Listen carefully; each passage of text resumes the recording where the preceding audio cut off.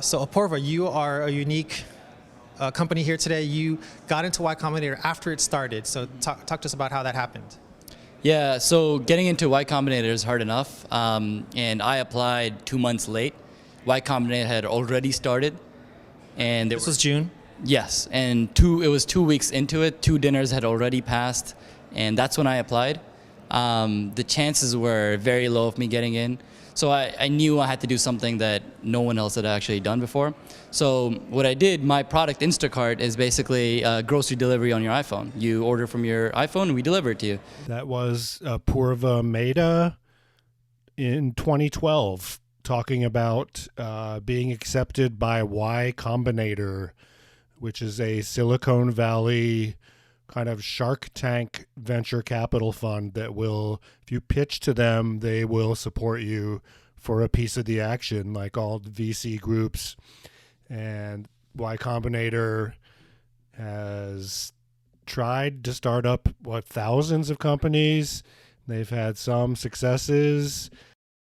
DoorDash, another predatory gig economy company like Instacart. Reddit, like a lot of these are not great. Airbnb, all these sort of dirty, exploitative Silicon Valley companies that if they ceased to exist, the world would be a better place.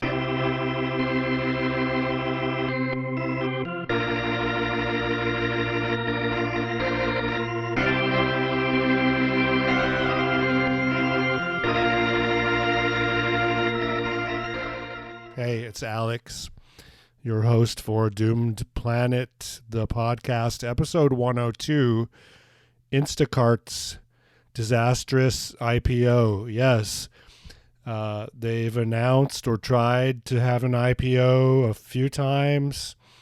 Instacart, again, is a gig economy food delivery startup.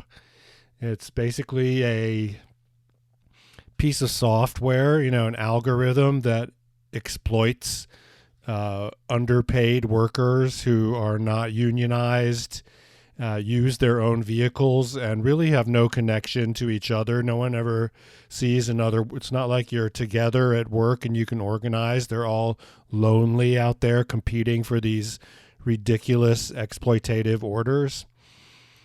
So they finally filed for an I.P.O. The valuation of what they're asking for keeps going down. Sales at Instacart peaked during, guess what, the pandemic. They had tremendous growth, and guess what? Yeah, that bubble has popped, and now, sales are flat. Labor unrest continues to harm the company's image. Of course, I'm hyper aware of stuff like this, like the evils of Silicon Valley. That's not new, but the average person might think, hey, Instacart, sure, I'll just order. And then some desperate wretch comes to your door after having shopped, in promise of a $5 tip, and you tip baited him or her. And so you erase the tip at the last minute. Instacart has a lot of competitors doing the same bullshit. Remember Webvan from the first.com bubble? That was the same thing. So this episode, we're just going to warn off investors from getting in on this hot Instacart I.P.O. No, people want to be done with this. It's a dud of a company. The I.P.O. will be a disaster.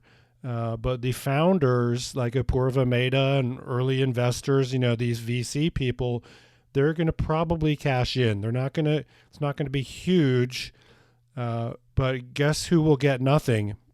Instacart drivers. All right, let's get to Instacart for a second. So we learned yesterday that we could see a roadshow kicking off, right? We could see pricing next week. It is such a back-to-school vibe. Groceries are expensive.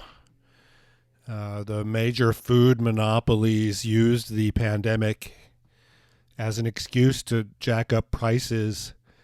I remember at one point, bacon at my local grocery store was $14.99 a pound. And I don't think anyone bought it at that price, but that's the price they had listed. If you want to spend even more on groceries, have a low-paid servant go shop for you and then deliver them to your door. Instacart, like a lot, their bad animation, graphic, cartoon artwork on their branding reminds me of, what is it, Kroger? Or just the very simple computer-generated cartoons. This one for Instacart, there's a lady with no face, just a smile, sitting on a giant sandwich, which looks like a dripping corpse tower. I don't know, with ghosts with smiley faces in it. And see for yourself. I'm not just embellishing that. So, okay, you're going to get unlimited free delivery for 2 weeks when you sign up. 0 delivery fee on orders over $35. 5% back, lower service fees. And I guess it costs $99 a year after your free trial just to be a member. So, not great. They will deliver meat, alcohol, and ads. That's their new thing. Is their post-pandemic growth is flat, but they made a bunch of money selling ads to the food conglomerates. So if you're shopping on Instacart and maybe even searching for like jelly, then like a Smucker's jelly ad will come up. I like how on their website, yeah, Instacart is nothing. It's some drones in an office making sure the algorithm runs smoothly and that the Amazon Web Services storage they rent is working, which of course that's on Amazon's end to do that. It's nothing. Kind of like Elon fired half the Twitter employees and didn't really affect Twitter, now called X.com, of course. Same thing here, like these Silicon Valley ghouls, pushing a button so they can extort like 2 more cents out of drivers in the Indianapolis area. Copyright 2020. Wow, they can't even update this page on their website. Here in Seattle, there's a lot of options. You can order from Wajimaya. That's kind of like the Whole Foods of Asian supermarkets. I do love it. I've always loved it. Chef's Store, formerly Cash and Carry. I go there all the time. There's a Sprouts around here, Costco, Safeway, QFC, and PCC Community Markets. One thing I noticed many years ago, PCC was one of the first supermarkets to sign on with Instacart. I thought that was odd because they have, a monthly newsletter about how, sustainable they are and how hard they try to serve only local food and all of these, virtue signals. Truth is, it started as a hippie co-op and now it's just a large corporation. So when Instacart first came out, yeah, PCC was right on board there. And that struck me as odd at the time, many years ago. So let the road show for the I.P.O. begin. And again, do not buy Instacart stock. Unless you really know how to play the market and you're selling short and all that kind of stuff, just don't do it. One reason is that, the advent of high-speed trading and everything, like the average investor, Joe Schmo guy buying stock, is already at such a disadvantage when you have these giant firms making lightning fast, millionth of a second trades based on, basically their capital, their huge investment in these high-speed phone lines and stuff. Just like because they are big, they can get bigger and they can like shave pennies or fractions of pennies off of a stock as it goes up and down. So the average loser loses. VentureBeat.com. Instacart, with I.P.O. imminent, announces series of AI-powered upgrades to store platform. ChatGPT, proprietary AI models. The company did acquire smart checkout startup Caper AI for $350 million. Yeah, so that's all hype. Does AI jump in on the latest Silicon Valley hype thing? You know, if they had gone public a couple years ago, it would have been Instacart to announce Instacoin, new crypto for use on Instacart. The Wall Street Journal, September 10th, Instacart to target much diminished valuation range of under $10 billion in an IPO. Grocery delivery company Instacart aims for $8.6 billion to $9.3 billion, down from $39 billion in 2021. Okay. Well, I mean, the truth is, if this is catastrophically bad and the price sinks from the opening price, just it sinks 90%, the original chuds are still going to make a lot of money. They might not be billionaires. Market Watch. Instacart I.P.O. 5 things to know about the app that's looking to ride a massive digital transformation in grocery shopping. I'm not sure how much more digital grocery shopping will transform. I know at the QFC, long story, but that might no longer be owned by Kroger. That's a local grocery store I go to. They have these digital deals. Like, I already have the card, right, that I have to use. Sometimes I use a ghost, a burner card. Sometimes I use my real card for the gas points or whatever. But they want you to have the app. Like, you have to have an app for every single fucking store you go to.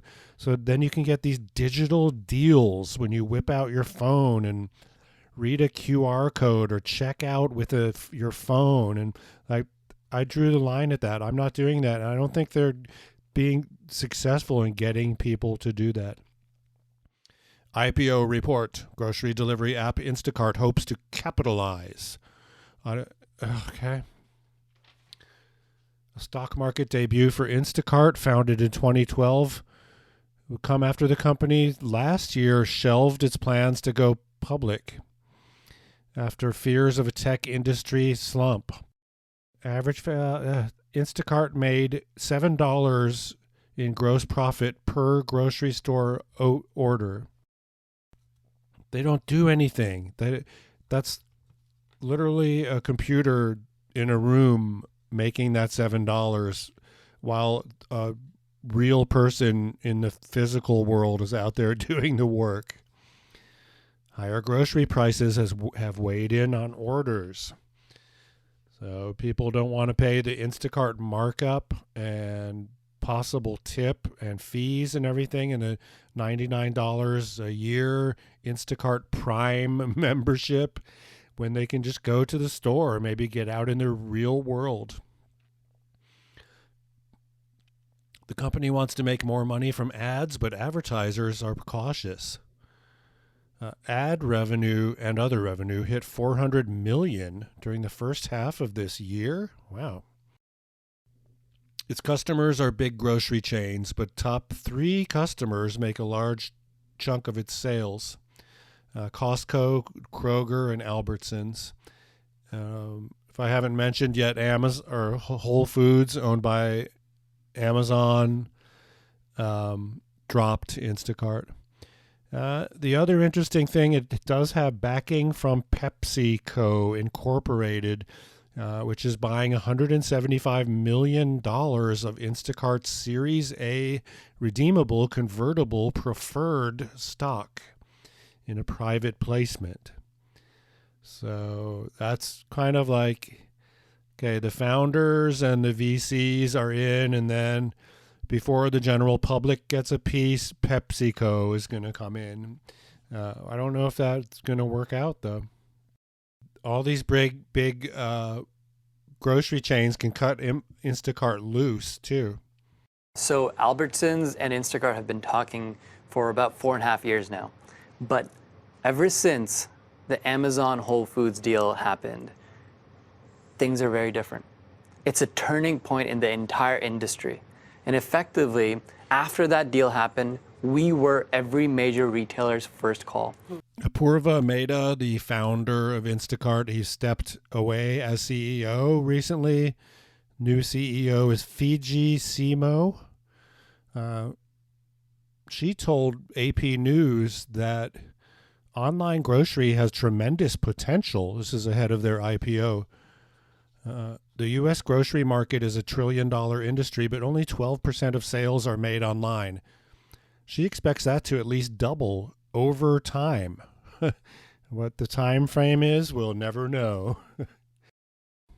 Instacart says it has 7.7 million active customers who each spend on average $317 per month on Instacart.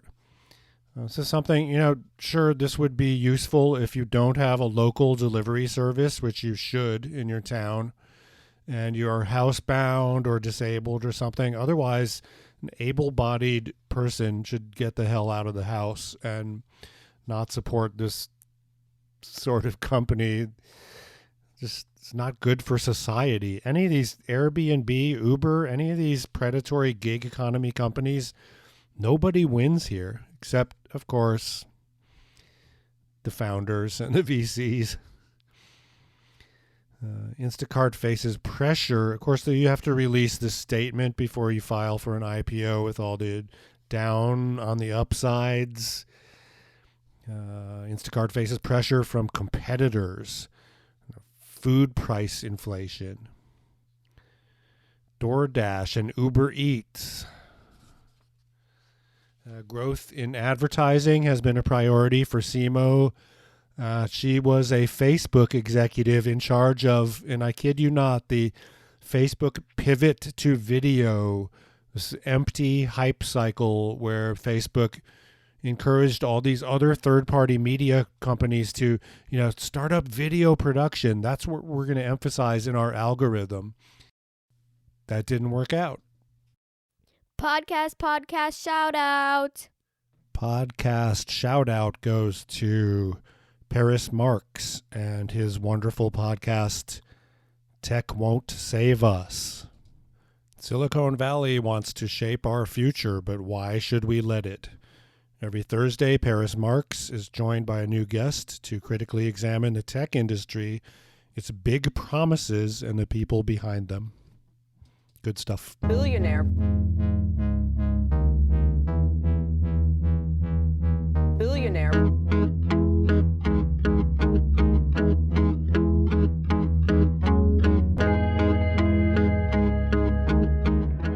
I was working at a restaurant before the pandemic hit, and the owner, this was like a place literally going out of business, like no one gave a shit, and the owner was having supplies delivered via Instacart. And so I got to meet some of these drivers. Never the same driver.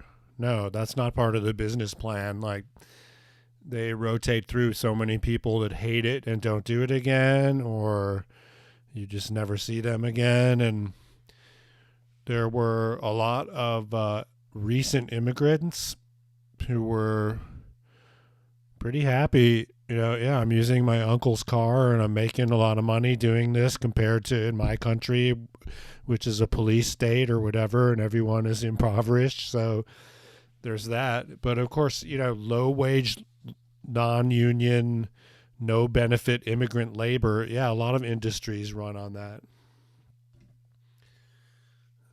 Recently, January 13th here, Instacart workers received $5 million after settlement in a suit with San Francisco. The city of San Francisco had already secured more than $700,000 from Instacart and more than $5 million from DoorDash for failing to live up to local labor laws before the most recent settlement with Instacart. This is from Market Watch. $5 million in this settlement is going to about 5,000 Instacart workers. So they're going to get about $1,000 each, not enough to pay the rent. Proposition 22 in California in 2020, confusing, a ballot measure allowed Instacart and other gig companies to treat their workers as independent contractors. It was ruled unconstitutional. And of course, all these gig companies are, challenging that law. Again, this is not about just making money, exploiting workers. You have to manipulate the system through spending big bucks on lobbying, right? Yeah. Okay. May 11th, Instacart shoppers, see if you're eligible for part of a $46 million settlement with the city of San Diego, city attorney's office. A lawsuit filed 4 years ago.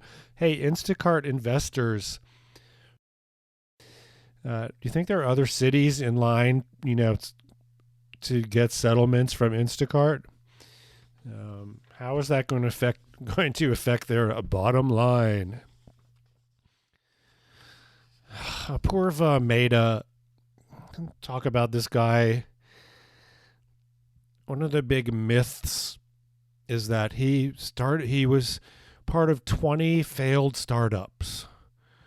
He created 20 companies that failed, 20 startups before he hit on the genius of Instacart, the genius of that idea, grocery delivery through your phone. In India Times, we see Instacart co-founder Apurva Mehta was accused of using stolen trade secrets to create a healthcare startup that was a copy of an existing company. So, he's one of those serial entrepreneurs, right? And making $1 billion, which he's not going to do at this point from Instacart, that's not enough. He's always got to have a new idea. And he and his business partner, Tejasvi Singh, and their company Cloud Health Systems are being sued for misappropriation of trade secrets, copyright infringement, and other claims.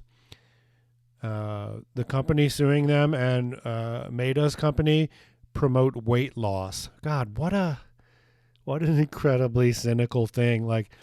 Preying on overweight people with bad self-images that want some sort of miracle cure. That's your next big idea. Mehta teamed up with Singh to do what Mehta later said he considered unethical but not illegal, create a copycat company to NextMed after NextMed's success. So Singh collected NextMed's closest held trade secrets under the guise of gathering information as part of due diligence for investors. That's pretty smarmy. We have millions to invest in your company. I represent the guy from Instacart.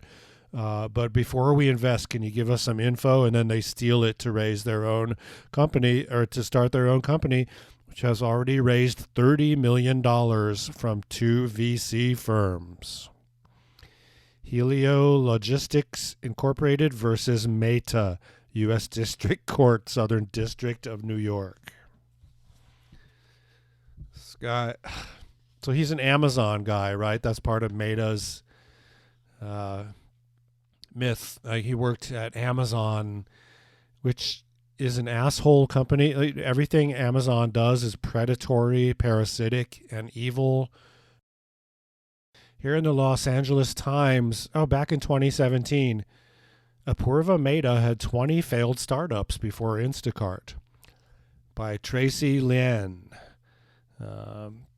Did her deep digging and research into what those companies were. No, she didn't do anything. So Mehta grew up in Canada. He's a computer nerd.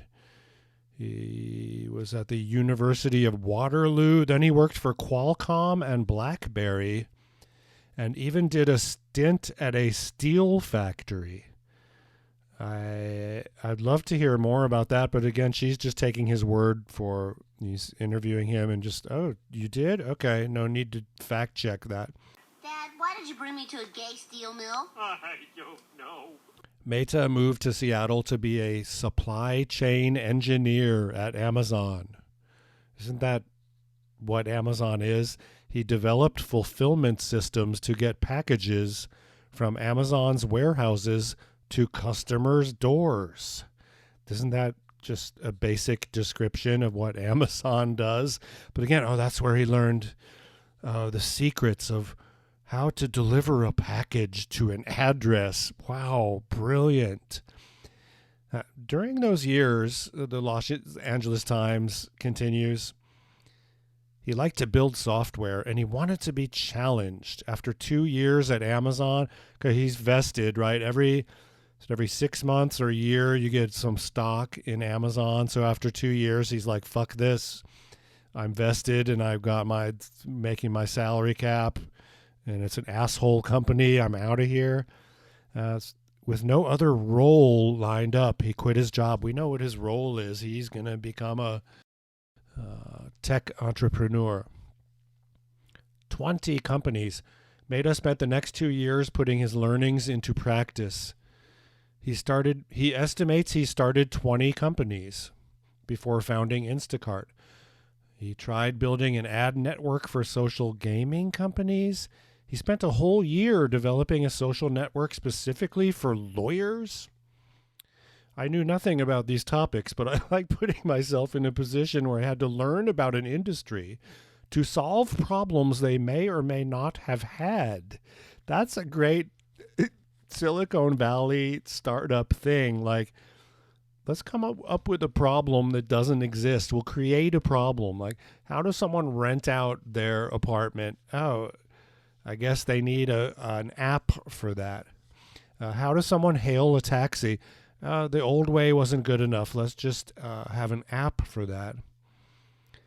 Then he said, I realized it wasn't that I couldn't find a product that worked. I just didn't care about the product.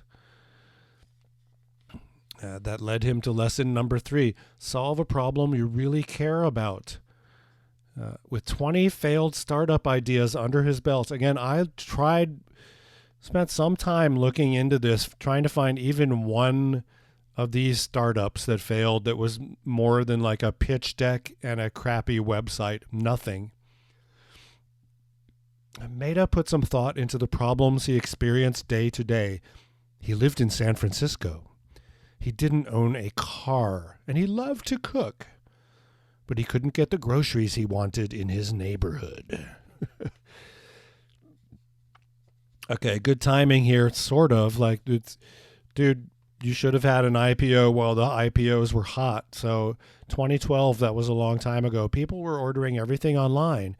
And yeah, the phone is coming out, and the GPS, taxpayer-funded technology that these predatory gig economy companies are going to base their, software on, Webvan. Okay, the idea of ordering groceries online was not new. Webvan went under during the dot-com bust, but it didn't faze Maida. The quality idea was one thing, but also timing, okay? Smartphones had become ubiquitous. Fair enough. Billionaire.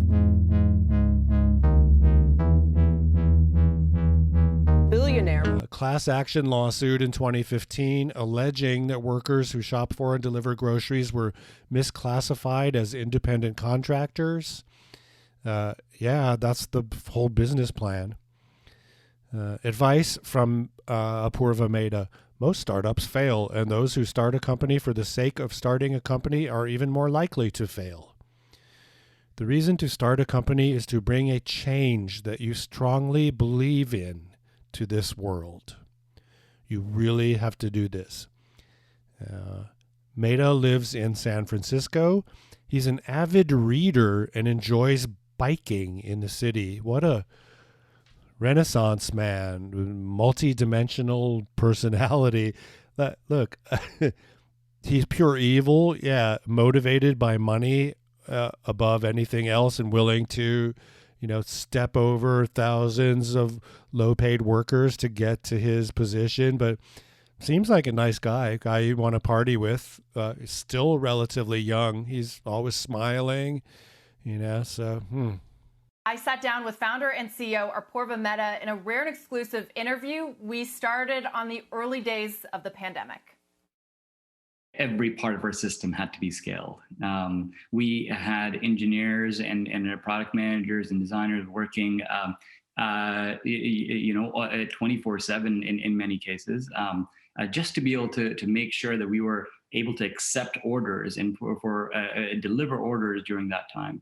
Our teams navigated making sure that we had enough shoppers on our system. So we went from having 200,000 shoppers to 500,000 shoppers in a matter of weeks. Oh, the misery of working at Amazon, an Amazon warehouse. Apurva Mehta, not one of these people. He's in Seattle working, getting probably six figures or whatever, working for, doing office shit.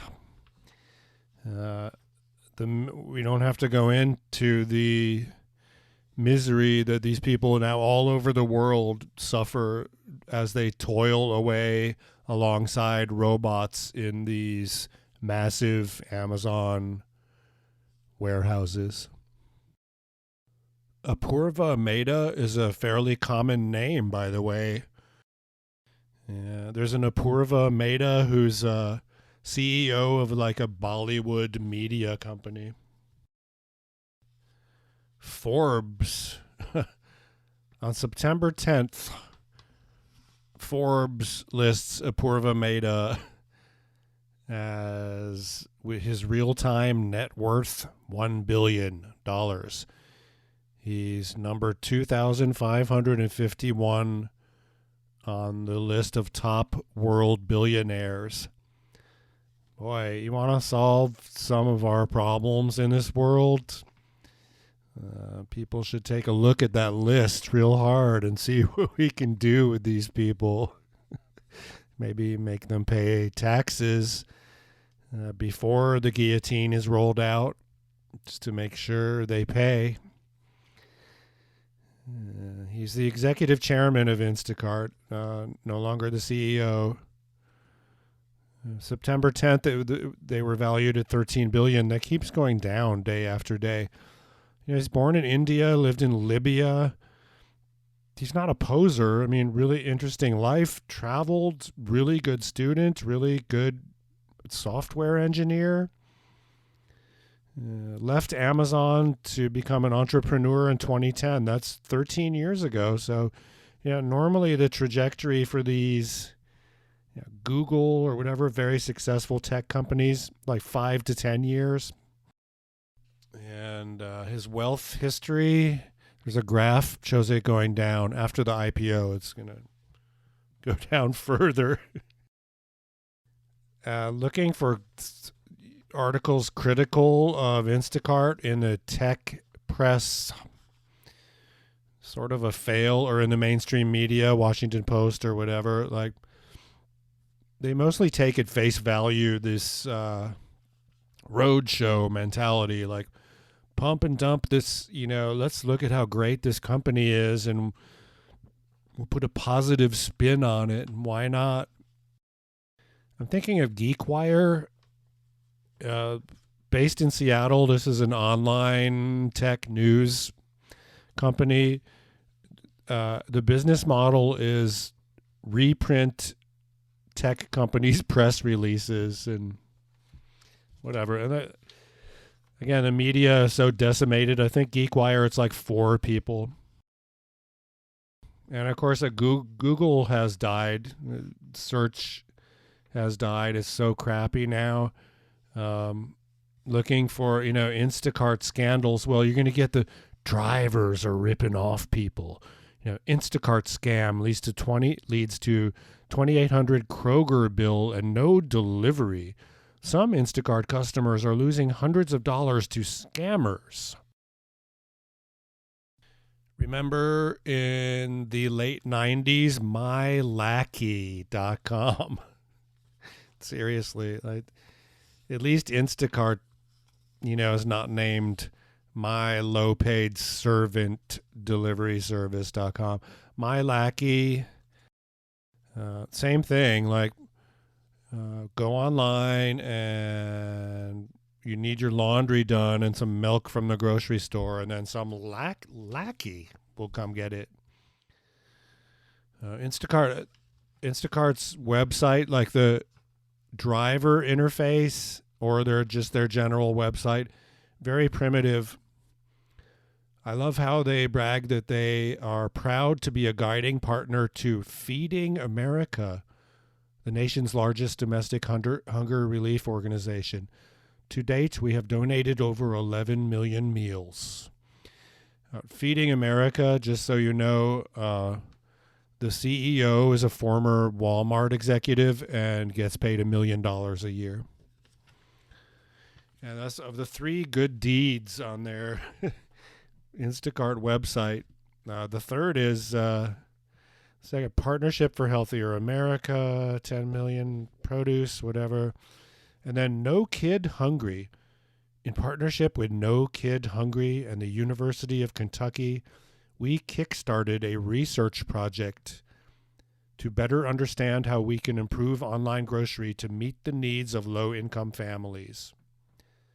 That is insane. One research project is worth mentioning. And, how to meet the needs of low-income families, get them some government assistance, and then nationalize fucking Instacart so that the drivers and workers can be in a union and get paid properly. And then Apurva Mehta and Y Combinator and all those people can go to guillotine court and sit there and have their high-priced lawyers try to explain why they shouldn't face the guillotine.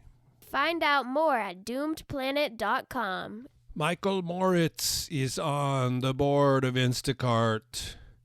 He's no poser. He's went to Oxford and then the Wharton School of Business. Started out as a journalist. Steve Jobs wanted him to write a book about the development of the Apple Macintosh. And he fell out of Steve's graces. Because Man of the Year for Time magazine was going to be Steve Jobs, and then it became The Computer. And Jobs was pissed, threatened to fire anyone who communicated with Moritz. I'm guessing his book, The Little Kingdom, The Private Story of Apple Computer, is less of a hagiography than Walter Isaacson's Steve Jobs book. Steve took umbrage over Moritz's grotesque betrayal of confidences. Yeah, but Moritz, he wrote another book, the ass-kissing suck-up book, Going for Broke, The Chrysler Story, about Lee Iacocca, celebrated at the time as this business genius. His only genius was getting the government to bail out Chrysler.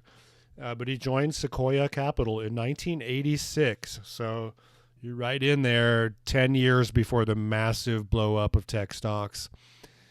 And of course, they invested in LinkedIn, Stripe, Google. Google is where he made his bones.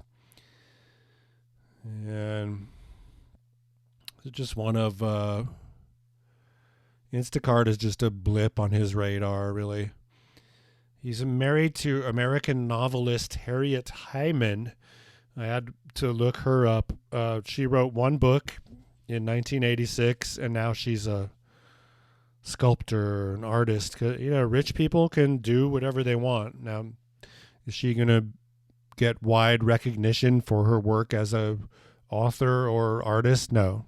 They need to get their conversation out there. They need to be telling the investor base how they are pivoting, how they're offering more e-commerce tools. Just today, we saw that they've, of course, now offered a way in which sort of newer e-commerce packaged good players on Shopify can now be getting ads within the Instacart app. They could, too, be sort of accessing the people who are addicted to this way of getting your groceries. So why did Instacart not include stock options for drivers as part of their business plan? No, that wouldn't fit the MO of what all these vulture companies do. Why didn't Facebook do a dividend plan for users? Well, no one's doing that. That's not the plan. The plan is to exploit the most people for the smallest amount of money and funnel all that money to the very top. Here in October 2021, in The Guardian, tired of being stepped on, Instacart workers urge customers to delete app. Shoppers across the U.S. cite falling pay rates and unsafe working conditions ahead of company's rumored I.P.O. Oh, rumored. Yeah, because it didn't happen. It's happening now, though. Go take all your life savings and go buy Instacart at any price. That's one thing about, these gig platforms. The people in San Francisco or Seattle sitting in the office manipulate everything. So, falling pay rates. Now, hey, boss, I have a great idea. Let's cut reimbursement for mileage by 2 cents. Or there's so many ways to fuck with the workers on a regular basis, and very little regulation, very little oversight of, how this digital manipulation happens. Jason Shaw, 43, was working for Instacart in 2019, and it was at first attractive. His own schedule, hours that could accommodate his personal health issues. But soon his pay fell, and fast. Now he works more hours across multiple apps. Can you believe that? Well, yeah, you're not loyal to a company, but no company is loyal to you. And so you have to work for Instacart and Uber Eats all at the same time and keep juggling those on your phone. That is insane. Instacart's pay remains staggered.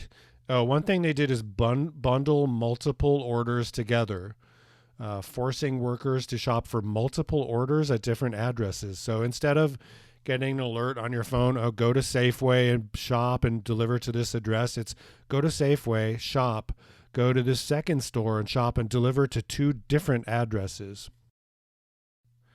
A lot of these people will spend a lot of money, extra money, getting groceries delivered, but are cheap fuckers.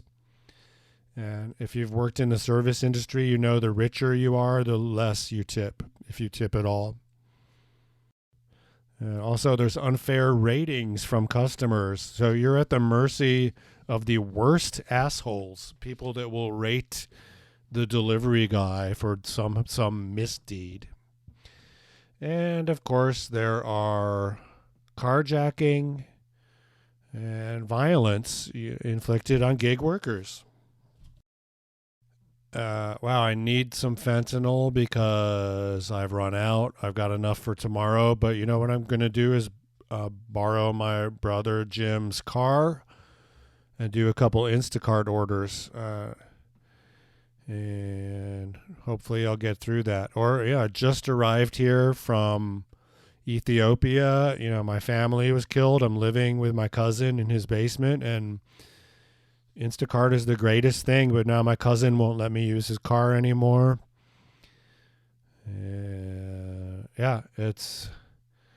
Should there be work for people at the bottom?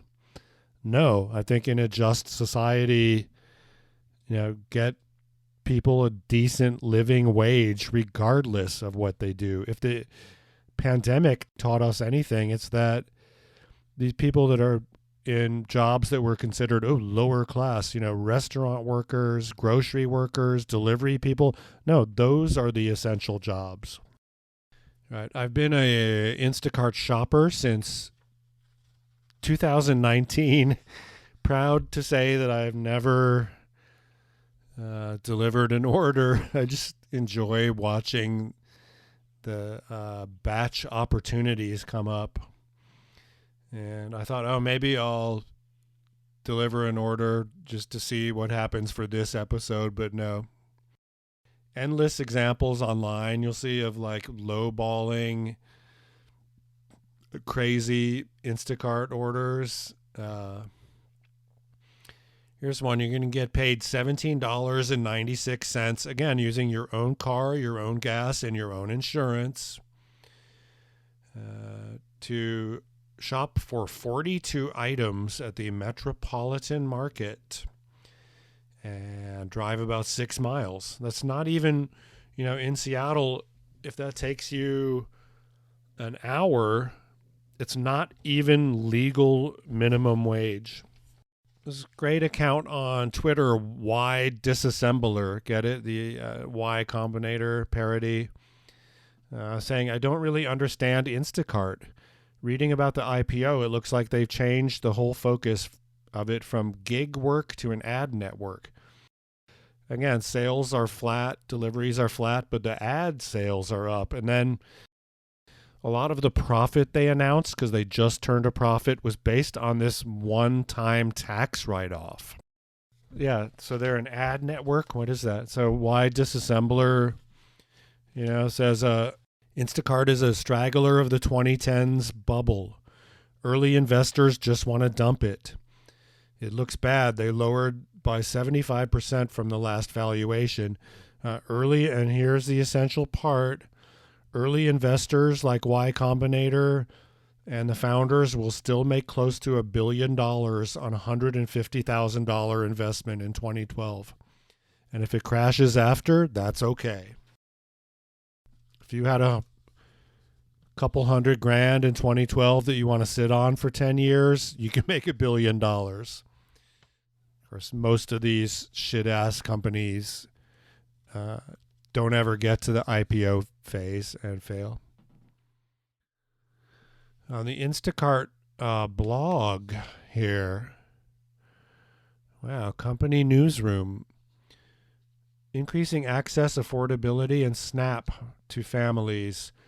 We're proud to announce that Instacart is the first online grocery to accept SNAP payments in all 50 states.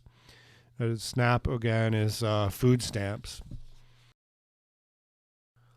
Celebrating Pride Month with rainbow carrots. The social media people at Instacart, they've got their game on. Honoring Juneteenth at Instacart. Okay, wow, really excited to see the Instacart I.P.O coming up here any day. I'll be taking my life savings and betting that this company will be growing for decades to come because it's such a brilliant idea. The founders are such real people, good people. They want to make society better. That's their only goal. The lawsuit we brought alleged that Instacart was treating its employees as independent contractors. The $46 million settlement will go to drivers who worked for Instacart. Before I go, I want to talk about today in the Seattle Times, Food and Wine named Seattle chef among 11 best new chefs in America. Aisha Ibrahim, the first female executive chef at Seattle's Canlis, was named among the country's 11 best new chefs by Food and Wine magazine yesterday morning. Final sentence of this article has some journalism. Canlis, a family-owned bastion of fine dining in Seattle, was accused of wage theft in a lawsuit filed in King County Superior Court in July. We talked about that in Doomed Planet podcast episode number 100. The Seattle Restaurant Wage and Tip Theft Hall of Fame. Good luck, Instacart. Great company. Bye. Find out more at doomedplanet.com. Goodbye. 5, 6, 7, 8. Goodbye. This is the end of the song. Billionaire. Billionaire.